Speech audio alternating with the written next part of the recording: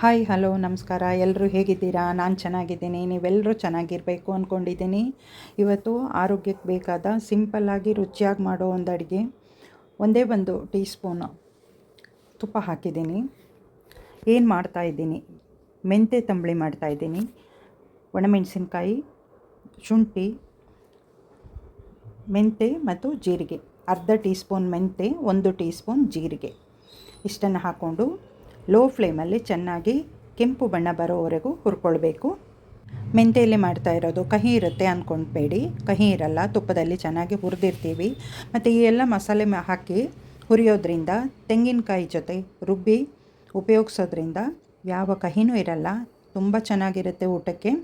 ಇವಾಗ ಇದನ್ನೆಲ್ಲ ನೈಸಾಗಿ ಪೇಸ್ಟ್ ಮಾಡ್ಕೊಳ್ಬೇಕು. ನೋಡಿ, ಈ ರೀತಿ ಕಲರ್ ಎಷ್ಟು ಚೆನ್ನಾಗಿದೆ ನೋಡಿ. ನಾನು ಬೇರೆ ಮೆಣಸೆಲ್ಲ ಹಾಕಲ್ಲ, ಬರೀ ಬ್ಯಾಡಗೆ ಮೆಣಸು ಮಾತ್ರ ಹಾಕೋದು. ಇವಾಗ ಇದನ್ನು ಮೊಸರಿಗೂ ಮಿಕ್ಸ್ ಮಾಡ್ಬೋದು, ಮಜ್ಜಿಗೆಗೂ ಮಿಕ್ಸ್ ಮಾಡ್ಕೊಳ್ಬೋದು. ಎಷ್ಟು ಬೇಕೋ ಅಷ್ಟು ಮಾತ್ರ. ಇದನ್ನು ಏನು ಮಾಡಬೇಕು, ಮಧ್ಯಾಹ್ನ ಊಟಕ್ಕೆ ಮಾತ್ರ ಎಷ್ಟು ಬೇಕೋ ಅಷ್ಟನ್ನು ಮಿಕ್ಸ್ ಮಾಡಬೇಕು. ಮತ್ತು ಬಾಕಿನೇ ಎತ್ತಿಟ್ಕೊಂಡು ರಾತ್ರಿ ಊಟಕ್ಕೆ ಇಲ್ಲ ಮಾರನೇ ದಿನಕ್ಕೂ ಇದು ನಾವು ಎಕ್ಸ್ಟ್ರಾ ಇರೋದನ್ನು ಉಪಯೋಗಿಸ್ಬೋದು.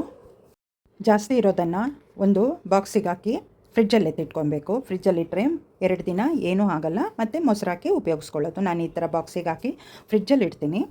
ಇವಾಗ ಮಧ್ಯಾಹ್ನ ಊಟಕ್ಕೆ ಎಷ್ಟು ಬೇಕೋ ಅಷ್ಟನ್ನು ಮಾತ್ರ ಕಲಿಸ್ಕೊಂಡು, ಜಾರಿಗೆಲ್ಲ ಅಂಟ್ಕೊಂಡಿರುತ್ತೆ, ಅದನ್ನು ಸ್ವಲ್ಪ ತೊಳೆದು ತಂಬಳಿಗೆ ಮಿಕ್ಸ್ ಮಾಡ್ಕೊಳ್ಬೇಕು. ತಂಬಳಿ ಹದ ನೋಡ್ಕೊಳ್ಬೇಕು. ಒಬ್ಬೊಬ್ಬರಿಗೆ ತಂಬಳಿ ದಪ್ಪ ಇದ್ದರೆ ಇಷ್ಟ ಆಗುತ್ತೆ, ಒಬ್ಬೊಬ್ಬರು ಸ್ವಲ್ಪ ತೆಳ್ಳಗೆ ಮಾಡ್ಕೊಳ್ತಾರೆ. ಆದರೆ ಆರೋಗ್ಯಕ್ಕೆ ತುಂಬ ಒಳ್ಳೆಯದು.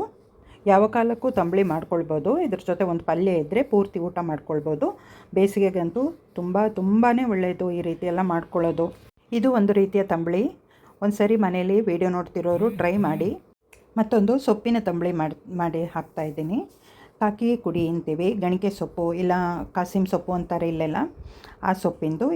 ಆ ಸೊಪ್ಪಿನ ಬದಲು ಪಾಲಕ್ಕು ಉಪಯೋಗಿಸಿ ಮಾಡ್ಬೋದು. ಇದೇ ಕ್ರಮದಲ್ಲಿ ತುಂಬ ಚೆನ್ನಾಗಿರುತ್ತೆ. ಆರೋಗ್ಯಕ್ಕೂ ಬೇಕಾದ ರೀತಿಯಲ್ಲಿ ಮಾಡ್ಕೊಳ್ಳೋದು ತುಂಬ ಒಳ್ಳೆಯದಾಗಿರುತ್ತೆ. ಗಣಿಕೆ ಸೊಪ್ಪನ್ನೆಲ್ಲ ಚೆನ್ನಾಗಿ ತೊಳೆದಿದ್ದೀನಿ, ಉಪ್ಪು ನೀರಲ್ಲಿ ಹಾಕಿ ತೊಳೆದಿರೋದು. ಇದನ್ನು ಹುರ್ಕೊಳ್ಬೇಕು. ತೆಂಗಿನಕಾಯಿ ಅರ್ಧ ತೊಗೊಂಡಿದ್ದೀನಿ.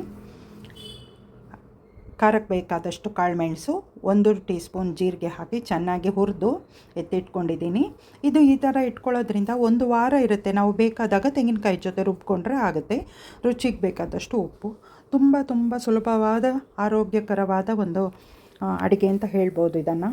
ಇವಾಗ ಇದನ್ನು ನೈಸಾಗಿ ಪೇಸ್ಟ್ ಮಾಡ್ಕೊಳ್ಬೇಕು.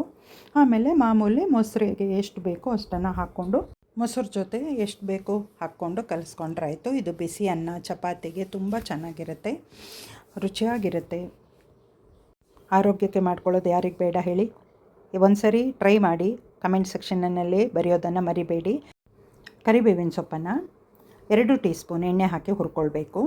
ಇದು ಜೀರ್ಣಕ್ಕೆ ತುಂಬ ಒಳ್ಳೆಯದು.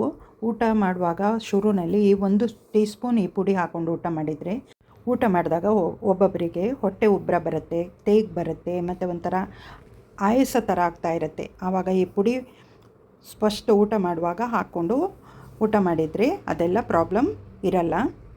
ಇವಾಗ ಕೆಂಪು ಬಣ್ಣಕ್ಕೆ ಬಂದಿದೆ ಬೆಳ್ಳುಳ್ಳಿ, ಅದನ್ನೆಲ್ಲ ಎತ್ತಿಟ್ಕೊಳ್ಬೇಕು. ಅರ್ಧ ಚಮಚ ಮೆಂತ್ಯ, 1 ಚಮಚ ಕಾಳುಮೆಣಸು, 1 ಚಮಚ ಜೀರಿಗೆ ತೊಗೊಂಡಿದ್ದೀನಿ. ಇದನ್ನೆಲ್ಲ ಚೆನ್ನಾಗಿ ಡ್ರೈ ರೋಸ್ಟ್ ಮಾಡ್ಕೊಳ್ಬೇಕು.